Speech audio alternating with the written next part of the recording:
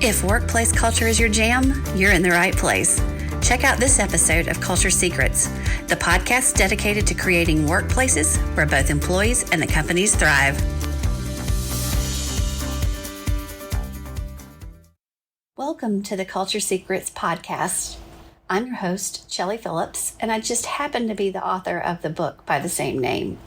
This podcast is all about building strong, people-centered workplace cultures based around what I call the value culture formula. I believe all successful cultures share a set of building blocks and are built around vision, accountability, leadership, the uniqueness of the employees, and engagement. Before we dive into defining and identifying what great company culture looks like, I thought you should know a little more about me and why the book and podcast came to be. Culture is what causes things to happen inside an organization, both good and bad. This book has been 20 plus years in the making. I was studying and learning the basics of building strong cultures before it became a driving force in my professional and personal business. Let me explain. For 14 years, I worked on a college campus as a volunteer advisor for a national women's sorority. I had the privilege of spending most of my time with the women elected to leadership roles. If you weren't part of a Greek organization in college, you might not know. They're basically run like a business.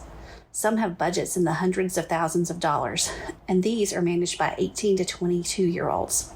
There are events to plan, wellness issues to consider, and risk management decisions to be avoided, all while creating an atmosphere of sisterhood, inclusion, and collaboration. There is drama in cohabitating environments. There are differences of opinions that need to be heard. Each member brings their background, values, and beliefs to the table. For the group to be a cohesive and attract new members each year, they built a strong, thriving culture around a core group of values they all agreed upon. Looking back, these things are very similar to what should happen when we build human-centered cultures inside corporate workspaces.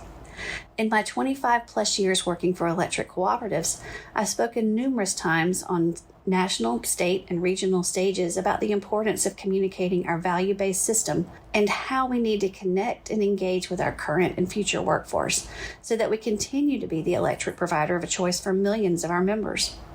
In doing so, I've been recognized and honored with one of the highest awards given by the National Rural Electric Cooperative Association, LaBarge Award for Excellence in Strategic Communication. I tell anyone who will listen, I drank the co-op Kool-Aid years ago and never looked back. I truly believe our business model can't be beat, and we are poised to attract the most innovative and brightest to work with us as we power the lives daily of our members.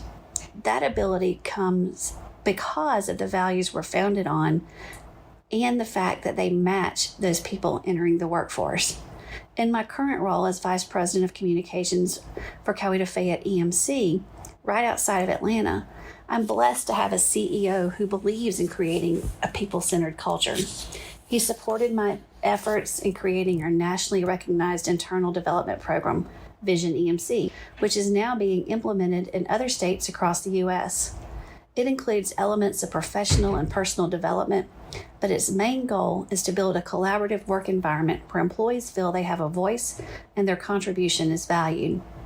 The program is in its 5th year, and we've seen the effects of our ability to retain and promote from within, as well as breaking down silos and facilitating communication across numerous departments. As I've led workshops and corporate training events on creating strong collaborative teams, increasing engagement, and how building strong personal brands can be a tool to edify and amplify your employee base, I've been able to test the concepts discussed on the pages of my book.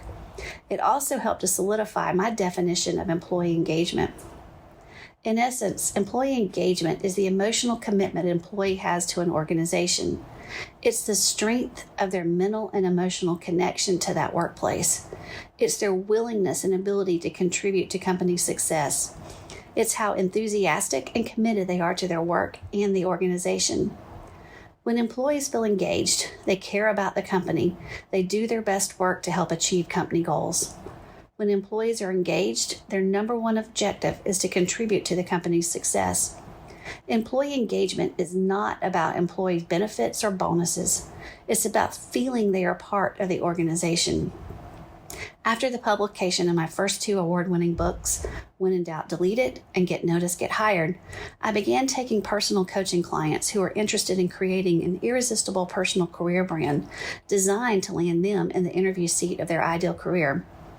Working with hundreds of clients reinforced how much workplace culture plays into the satisfaction that we feel with our careers. My clients were leaving their old positions because they felt undervalued, invisible, and disrespected. My clients were leaving their old positions because they felt undervalued, invisible, and disrespected. What I've learned from them is we all have some basic needs concerning work. We want to feel like the work we do has value and that we are contributing to the success of the company we work for. Today's worker wants to know their employee appreciates the time and effort given, and it's a bonus when our personal values align with those of the company we work with. This work became the foundation of the value culture formula, which is found inside my book, Culture Secrets, and that we're going to be exploring on this podcast. In my experience, we've all encountered one of those type of leaders in the workplace. First, there are great leaders who motivate and build us up. Secondly, perhaps we've been on the receiving end of a soul-crushing bad leader who cares about nothing but themselves and ticking items off a checklist. Finally, there's that in-between leader who is constantly throwing out one new initiative after another, making you get that sickly, I've been on a merry-go-round too long feeling, because they have no idea how to coach a team to success, but at least they recognize something needs to change. That's why leadership is one of the vital pieces of implementing a culture change in the workplace. Culture isn't fluff. It's an investment in the future. As the leader, you have a responsibility to the people who work for you. It's your job to create an environment where both employees and the company thrive. So get it done. Fortunately, there are great examples all around us we can pull from.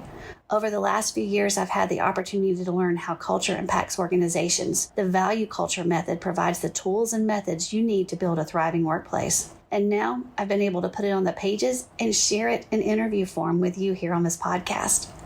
As a culture leader within my organization and industry, I know firsthand the power a value culture brings and how it impacts humanity personally.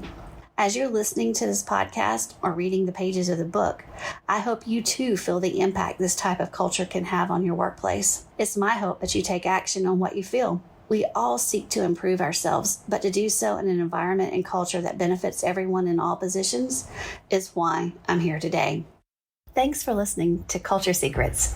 If you liked what you heard today, subscribe, drop me a rating, and share the link with a friend. If you want to learn more or perhaps have me come lead a discussion with your company or organization, visit my website at www.chelliphillips.com. That's CHELLIEPHILLIPS.com. Remember, building a value culture is your competitive advantage and the backbone of any successful organization.